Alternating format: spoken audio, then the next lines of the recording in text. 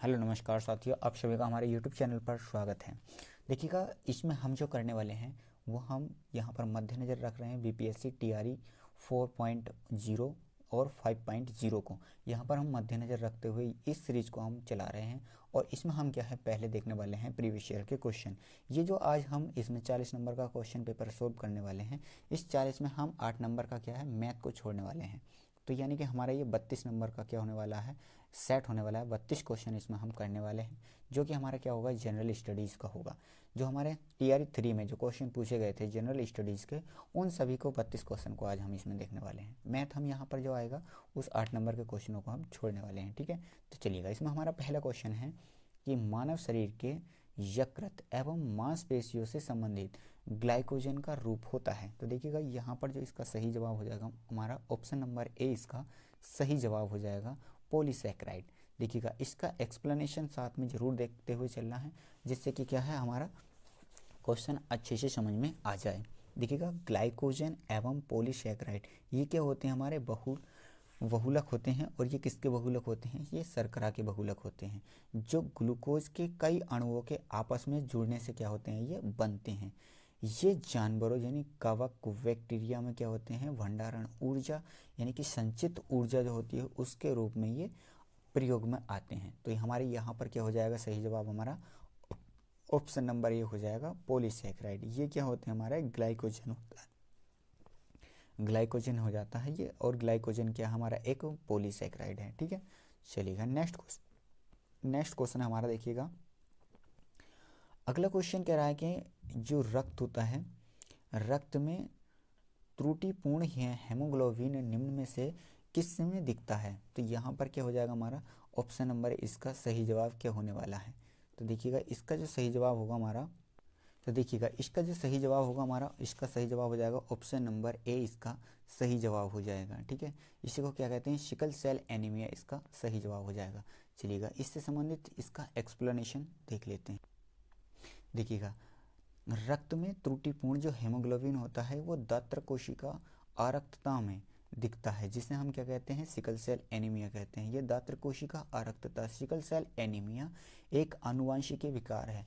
यानी कि अगर पूछा जाए कि जो सिकल सेल एनीमिया डिजीज़ होती है हमारी, वो एक किस प्रकार की डिजीज़ है, तो देखिएगा ये हमारी जो डिजीज़ होती है हमारी आनुवंशिक विकार होता है, जो बीटा ग्लोबिन जीन में उत्परिवर्तन यानी कि जो म्यूटेशन होता है उसके कारण होता है, जो दोषपूर्ण हीमोग्लोबिन प्रोटीन की ओर जाता है, जिसे हम क्या कहते हैं, हेमोग्लोबिन एस कहा जाता है। चलिएगा, नेक्स्ट क्वेश्चन है, देखिएगा अगला क्वेश्चन हमारा कि निम्न में से किस में दवाई उत्पादन, निम्न में से किस में दवाई उत्पादन में इथाइल एल्कोहल का उपयोग किया जाता है।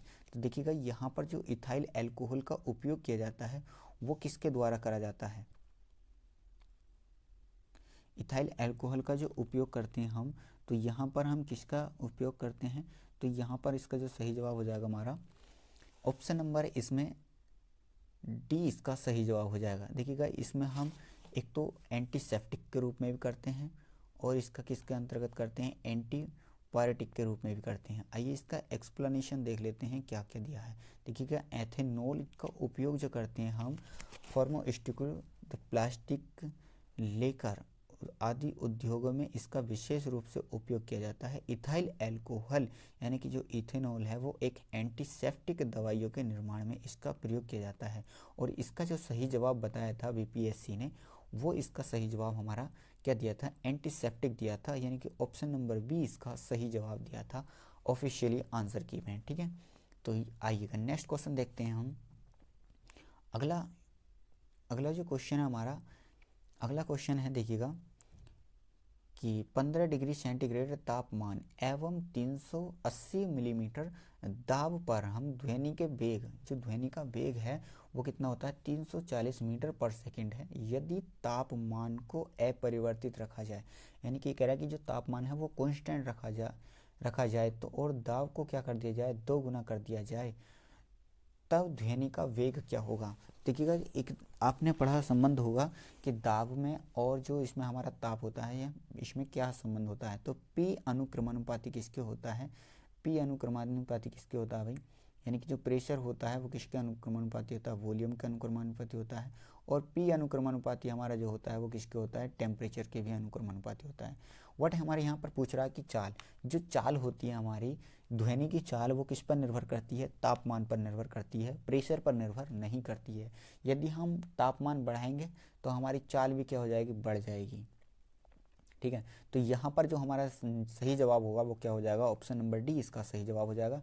क्योंकि चाल क्या है हमारी, स्थिर रहने वाली है, सॉरी तापमान स्थिर रहने वाला है, और तापमान स्थिर रहेगा तो हमारी क्या हो जाएगा, इसमें जो दाब है वो दाब परिवर्तन होने पर ध्वनि पर कोई भी प्रभाव नहीं पड़ता है। देखिएगा यहाँ पर साफ साफ दिया गया है, दाब में परिवर्तन के साथ घनत्व भी उसी अनुपात में बदलता है जिसमें क्या होता है, हमारा दाब किसके रो में स्थिरता रहता है। इसलिए दाब का गैस में ध्वनि की गति पर कोई भी प्रभाव नहीं पड़ता है।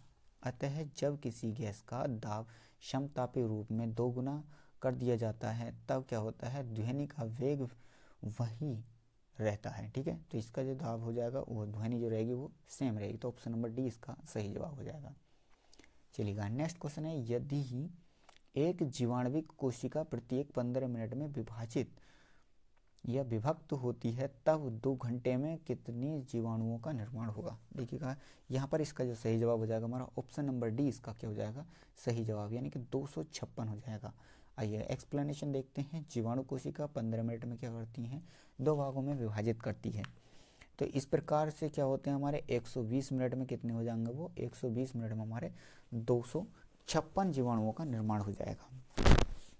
चलिएगा नेक्स्ट क्वेश्चन देखते हैं। अगला क्वेश्चन है स्क्रीन पर, देखिएगा अगला क्वेश्चन है हमारा कि एक पौधे में, जो पौधा है उस पौधे में क्या है, पौधे एवं पशु कोशिकाओं में अंतर निम्न में से किस संरचना से स्पष्ट होता है। देखिएगा यहाँ पर इसका सही जवाब क्या हो जाएगा, किस संरचना से स्पष्ट होता है, तो इसका सही जवाब हो जाएगा हमारा ऑप्शन नंबर सी, कोशिका भित्ति। देखिएगा कोशिका भित्ति से इसका क्या होता है, ये हम जांच कर सकते हैं। आइए एक्सप्लेनेशन दिया गया है, इसमें एक्सप्लेनेशन पे भी नज़र मार लेते हैं थोड़ा सा।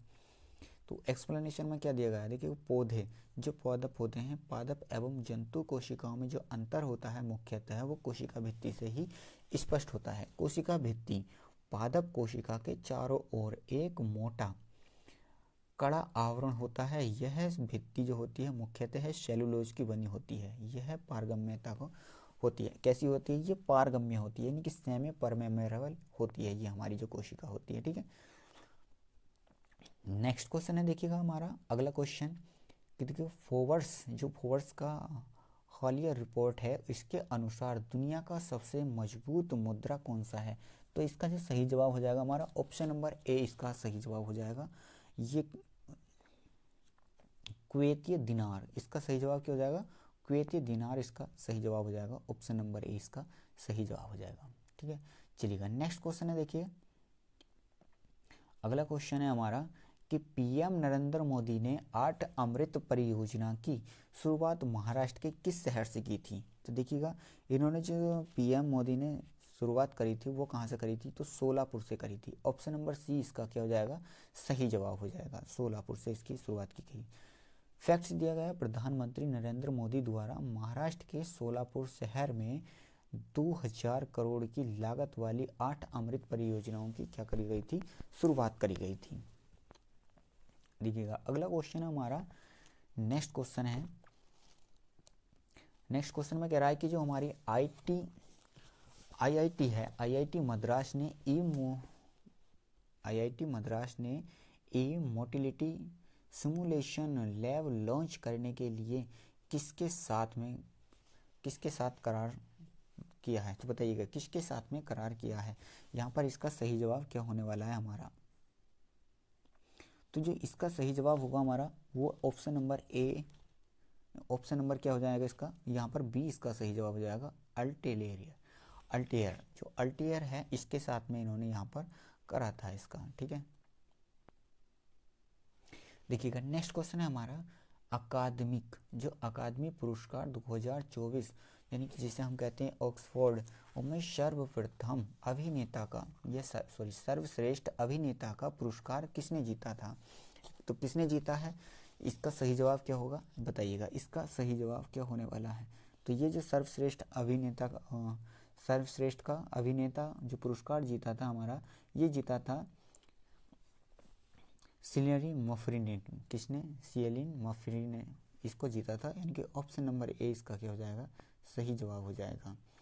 चलिएगा नेक्स्ट क्वेश्चन हमारा कि किसे हाल ही में वर्ष 2023 के लिए आईसीसी महिला T20I cricket of the year चुना गया है। तो देखिएगा किसको चुना गया है, ऑप्शन आपके सामने ये आ चुके हैं पांचों के पांचों। तो इसका सही जवाब क्या होने वाला है, ये आपको इसका जवाब बताना होगा। तो यहाँ पर इसका सही जवाब क्या हो जाएगा हमारा, ये आईसीसी के लिए जो चुना गया था, ये किसे चुना गया था, तो ये चुना गया था हेले मैथ्यूज को। किसे चुना गया था, ये हेलेज मैथ्यूज, ये वेस्ट इंडीज़ थी, इन्हें चुना गया था। ऑप्शन नंबर सी यहाँ पर क्या हो जाएगा, सही जवाब हो जाएगा। आइए इसका देखिएगा, ये वेस्ट इंडीज़ की महिला थी क्रिकेटर हेले मैथ्यूज को क्या है आईसीसी महिला T20 cricket of the year चुना गया है। अगला क्वेश्चन हमारा नेक्स्ट क्वेश्चन है, देखिएगा मुंबई में संपन्न मिस वर्ल्ड 2024 का ताज किसके सिर पर सजा है। देखिएगा ये किसके सिर पर ताज सजा गया है, तो ये जो मुंबई का 2024 का ताज सजा है, ये किसके सिर पर सजा है, इसका सही जवाब क्या होने वाला है बताइएगा। तो यहाँ पर हमारे सही जवाब क्या हो जाएगा, ऑप्शन नंबर बी इसका सही जवाब हो जाएगा, मिस चेक क्रिस्टीना पिस्कोवा। तो यहाँ पर इसका सही जवाब क्या हो जाएगा, ऑप्शन नंबर वी इसका सही जवाब हो जाएगा। देखिएगा इसका ऑप्शन यहाँ पर एक्सप्लेनेशन करा गया है कि मार्च 2024 में मुंबई में संपन्न हुई मिस वर्ल्ड प्रतियोगिता 2024 में चेक रिपब्लिक की क्रिस्टीना पिस्कोवा को 71वें मिस वर्ल्ड का ताज पहनाया गया है। वर्ष 2023 की मिस वर्ल्ड कैरोलिना कौन हो जाएंगी, ये इनका नाम है हमारा विलावस्का इसका नाम हो जाएगा। ठीक है, आइए नेक्स्ट क्वेश्चन देखिएगा। अगला क्वेश्चन है आईपीईएफ द्वारा क्लीन एनर्जी इन्वेस्टर्स फोरम का आयोजन किस देश में किया गया है। तो ये बताइएगा किस देश में करा गया है, इसका सही जवाब क्या होने वाला है। तो यहाँ पर हमारा जो सही जवाब हो जाएगा वो ऑप्शन नंबर ए हो जाएगा। इसका सही जवाब सिंगापुर में करा गया है। कहाँ पर करा गया है, सिंगापुर में। देखिएगा एक्सप्लेनेशन में दिया गया है, समृद्ध के लिए इंडियन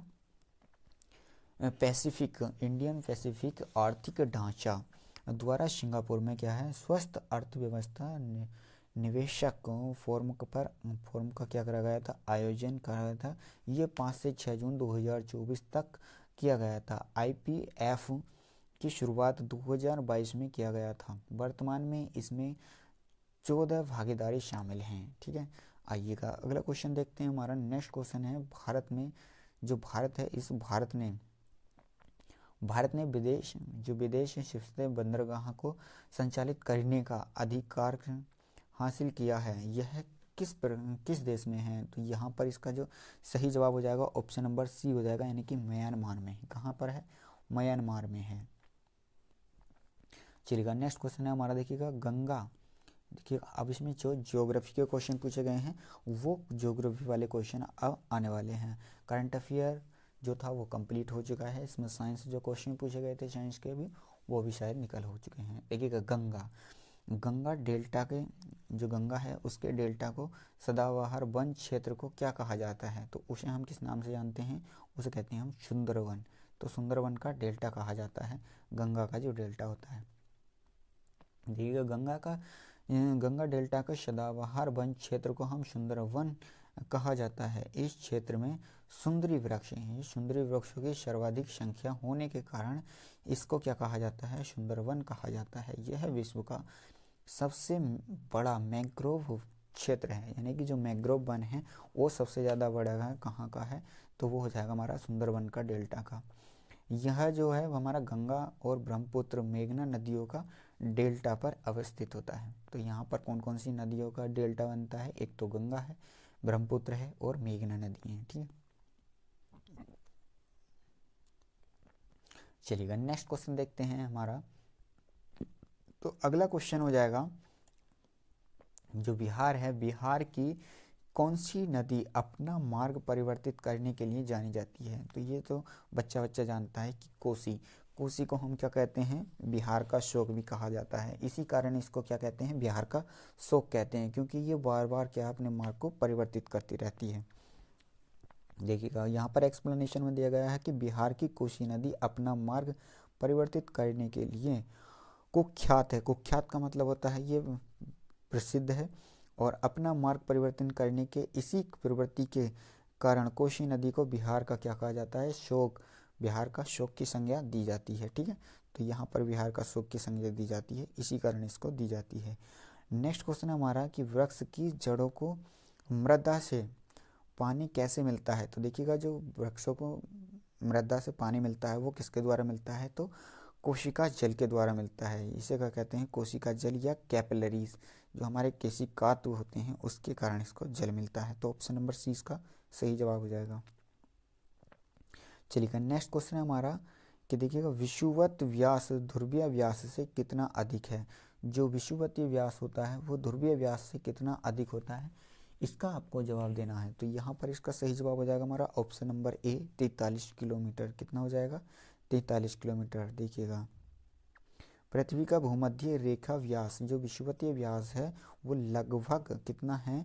12,756 किलोमीटर है, जबकि ध्रुवीय व्यास जो है वो कितना है? 12,714 किलोमीटर है, जो लगभग स्पष्टतः विषुवतीय व्यास ध्रुवीय व्यास से लगभग 42 किलोमीटर है। यानी कि इसका अनुसार विकल्प हमारा ए इसका सही जवाब हो जाएगा। अगला क्वेश्चन है हमारा कि किस रेखांश पर भारतीय मानक समय अपनाया जाता है? तो यहाँ पर जो सही जवाब हो जाएगा हमारा वो हमारा ऑप्शन नंबर 20 का सही जवाब हो जाएगा। 82.5 डिग्री पूर्वी देशांतर को हम क्या कहते हैं?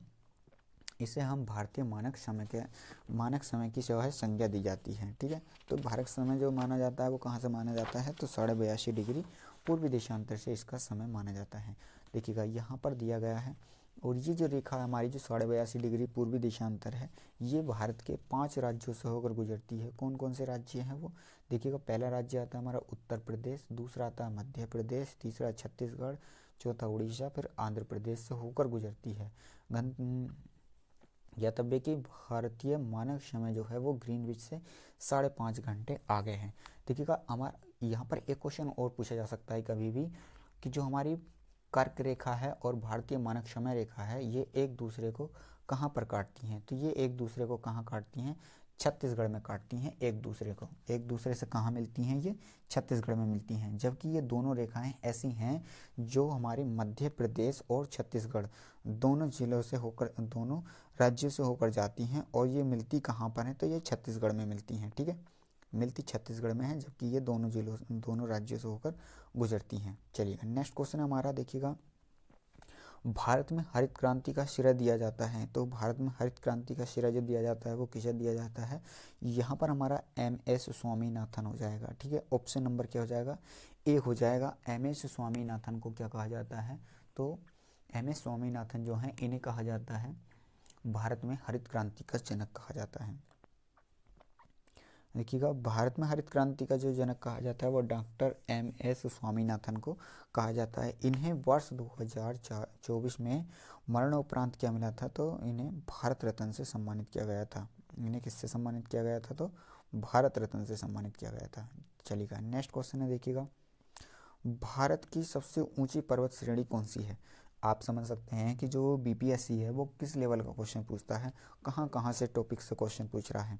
तो यहाँ पर जो हमारा सही जवाब हो जाएगा ऑप्शन नंबर सी इसका सही जवाब हो जाएगा। K2। जो K2 है इसको क्या कहा जाता है? भारत की सर्वोत्तम ऊंची चोटी कहा जाता है। देखिए, भारत की सर्वोत्तम पर्वत शिखर जो है हमारा उसको गोडविन ऑस्टिन के नाम से यानी कि K2 है, और ये कहाँ पर है? काराकोरम श्रेणी में स्थित है। शिखर की ऊंचाई कितनी है इसकी? जो इसका शिखर है वो 8611 मीटर ऊंचा है, जबकि भारत में स्थित हिमालय की सर्वोत्तम चोटी जो हमारी वो कौन सी है? तो कंचनजंगा हो जाएगी। और सिक्किम है वो उत्तर पश्चिम भाग में नेपाल और भारत की सीमा पर स्थित है हमारा। कंचनजंगा दुनिया की तीसरी सबसे ऊंची चोटी, सबसे ऊंची पर्वत श्रेणी यानी चोटी है कि कितनी है 8586 मीटर, यानी कि 28,169 और फीट की ऊंचाई वाली ये चोटी है। माउंट एवरेस्ट से महज कितनी है, तो ये 262 मीटर ही कम है। ठीक है, चलिएगा नेक्स्ट क्वेश्चन है, देखिएगा अगला है कि भारतीय उपमहाद्वीप पूर्व में मूलतः एक भाग था। तो देखिएगा ये जो मूलतः पहले किसका भाग था, ये गोंडवाना लैंड का भाग था। देखिएगा हम इसका आपको जवाब देते हैं, ये ऑप्शन नंबर बी इसका सही जवाब है। जबकि जो बीपीएससी है, बीपीएससी ने इसके आंसर को क्या कर दिया गया है, डिलीट कर दिया है इसके आंसर को बीपीएससी ने। तो यहाँ पर हम इसका जो है इस सवाल पे हम स्टार बना देते हैं। अब बीपीएससी ने इसको डिलीट करा है आंसर को, क्यों करा है ये पता नहीं क्यों करा है। देखिएगा सबसे पहले हम इसके बारे में थोड़ा सा जानकारी दे देते हैं। जो हमारी अर्थ थी पहले वो एक थी, और इसके चारों तरफ जो था ये जल था इस तरह से। ये जो इस स्थल भाग था, ये स्थल भाग, इस स्थल भाग का नाम था पहले पेंजिया। इसे क्या कहा जाता था, पेंजिया कहा जाता था। और इसके जो चारों तरफ का जो भाग था इसे कहा जाता था क्या, टेथिस्ट, इसे कहा जाता था पेंथालासा कहा जाता था इसे। ये जब दो भागों में बटा, ये जो भूभाग था हमारा, एक ऊपर की तरफ बन गया और एक नीचे की तरफ। ऊपर की तरफ जो भाग था इसे अंगारा लैंड कहा गया, नीचे का गोंडवाना लैंड। तो ये जो गोंडवाना लैंड था, इसी गोंडवाना लैंड का ही भारत क्या था, भाग था। और इसके बीच में आ जाता है, यहाँ पर फिर बन जाता है टेथिस्ट सागर। ठीक है, तो इसका सही जवाब जो था वो ऑप्शन नंबर 20 का सही जवाब था। जबकि बीपीएससी ने क्या करा था, इसके जवाब को डिलीट कर दिया है। चलिएगा नेक्स्ट क्वेश्चन है, आइएगा नेक्स्ट क्वेश्चन देखते हैं हमारा कि बिहार में 1857 की क्रांति को किसने नेतृत्व दिया था। देखिएगा जो बिहार में नेतृत्व करा था वो कुंवर सिंह ने करा था। किसने करा था, वीर कुंवर सिंह ने इसका 1857 की क्रांति का नेतृत्व करा था बिहार में। चलिएगा नेक्स्ट क्वेश्चन देखते हैं। अगला क्वेश्चन है हमारा स्क्रीन पर आ चुका है, देखिएगा पहले इसके बारे में जो फैक्ट्स है उसको फैक्ट्स को पढ़ लेते हैं। बिहार में 1857 की क्रांति का नेतृत्व जगदीशपुर के जमींदार, ये जगदीशपुर जो पड़ता है ये कहाँ पड़ता है, तो आरा जिले में पड़ता है, कुंवर सिंह ने किया था। वे जगदीशपुर के शाही उज्जैनिया यानी कि कौन थे, ये पंबार थे और राजपूत घराने से थे ये। तो ये संबंध पूछा जा सकता है कि जो जगदीशपुर के जो हमारे वो थे वीर कुंवर सिंह थे, उनका जो संबंध था वो किस घराने से था, तो ये जो इनका जो संबंध था वो राजपूत घराने से संबंध था, जो वर्तमान में बिहार के भोजपुर जिले के हिस्सा है। अब किसका हिस्सा है, ये भोजपुर जिले का हिस्सा हो चुका है। 23 अप्रैल सन 1858 ईस्वी को जगदीशपुर के पास लड़ी गई अपनी आखिरी लड़ाई में उन्होंने ईस्ट इंडिया कंपनी के नियंत्रण वाले सेना को क्या है पूरी तरह से परास्त कर दिया था। इन्होंने क्या कर दिया था, तो ईस्ट इंडिया कंपनी की जो सेना थी उसको परास्त कर दिया था। देखिएगा नेक्स्ट क्वेश्चन है हमारा कि राष्ट्रवाद की आध्यात्मिक दिशा किस के द्वारा लोकप्रिय बनाया गया था। तो ये किसके द्वारा लोकप्रिय बनाया गया था, इसका सही जवाब क्या होगा, आपको जवाब देना होगा। तो जो अत्यधिक लोकप्रिय बनाया गया था वो स्वामी विवेकानंद के द्वारा बनाया गया था, यानी कि ऑप्शन नंबर सी क्या हो जाएगा, यहाँ पर सही जवाब हो जाएगा स्वामी विवेकानंद। देखिएगा स्वामी विवेकानंद जो है ये राष्ट्रवाद की आध्यात्मिक दिशा में लोकप्रिय बन गया, और यही कारण है कि जो सुभाष चंद्र बोस था उन्होंने स्वामी विवेकानंद को भारतीय राष्ट्रवाद के आध्यात्मिक पिता के नाम से संबोधित किया था। उसको किस नाम से, तो आध्यात्मिक पिता के नाम से संबोधित किया था। चलिएगा नेक्स्ट क्वेश्चन है, देखिएगा स्क्रीन पर। भारत के स्वतंत्रता आंदोलन के दौरान गहन राष्ट्रवाद विचारों को किस समाचार पत्र के द्वारा प्रचारित किया गया था। तो यहाँ पर देखिएगा कौन सा था हमारा, तो यहाँ पर हमारी अमृत बाजार पत्रिका जो थी इसके द्वारा करा गया था, यानी कि ऑप्शन नंबर ए क्या हो जाएगा, इसका सही जवाब हो जाएगा। भारत के स्वतंत्रता आंदोलन के दौरान गहन राष्ट्रवाद विचारों का प्रयास जो करा था वो अमृत बाजार पत्रिका के माध्यम से किया गया था। इसकी स्थापना शिशिर कुमार घोष के द्वारा की गई थी। देखिएगा यहाँ पर ये पूछा जाता है कि जो अमृत बाजार पत्रिका थी इसका संपादन कौन करता था, या स्थापना किसने करी थी, तो हो जाएगा हमारा शिशिर कुमार घोष। और कौन थे साथ में इनके, तो मोतीलाल नेहरू या मोतीलाल घोष थे। ये दोनों के दोनों इसके साथ में मिले हुए, ये दोनों मिलकर क्या करते थे, अमृत बाजार पत्रिका का संपादन करते थे। यह क्या थी, एक बंगला भाषा की एक पत्रिका थी, जो साप्ताहिक पत्रिका थी। सन 1878 ईस्वी के वर्नाकुलर एक्ट, जो वर्नाकुलर एक्ट था, इसका मुख्य लक्ष्य क्या था, अमृत बाजार पत्रिका ही था। यानी कि इन्होंने ही क्या करा था, जो अमृत बाजार पत्रिका थी उसको क्या करना था, इनको वर्नाकुलर एक्ट जो लाया गया था इसी के लिए लाया गया था, क्योंकि इन्होंने ऐसा छाप दिया था कुछ। चलिएगा नेक्स्ट क्वेश्चन देखिएगा। 1918, जो 1918 है, 1918 में अहमदाबाद के मिल मालिक और मजदूरों के माध्यम से विवाद में किसने हस्तक्षेप किया था। देखिएगा, जो अहमदाबाद मिल मजदूर हड़ताल हुई थी, वो इसके जो नेता थे वो कौन थे, वो गांधी जी थे। यानी कि इन्होंने क्या करा था, उसमें हस्तक्षेप करा था। सन 1918 ईस्वी में अहमदाबाद के मिल मालिकों और मजदूरों के मध्य विवाद में जो महात्मा गांधी थे, इन्होंने हस्तक्षेप किया था और मिल मजदूरों के पक्ष में हड़ताल की। यहीं पर गांधी जी ने क्या करा था, मजदूरों के पक्ष में पहली बार भूख हड़ताल करी थी। देखिएगा, ये क्वेश्चन पूछा जाता है, ये क्वेश्चन क्या है, पूछा जाता है, कई बार पूछा गया अलग अलग परीक्षाओं में, कि महात्मा गांधी ने पहली बार भूख हड़ताल किसके कौन से उसमें करी थी।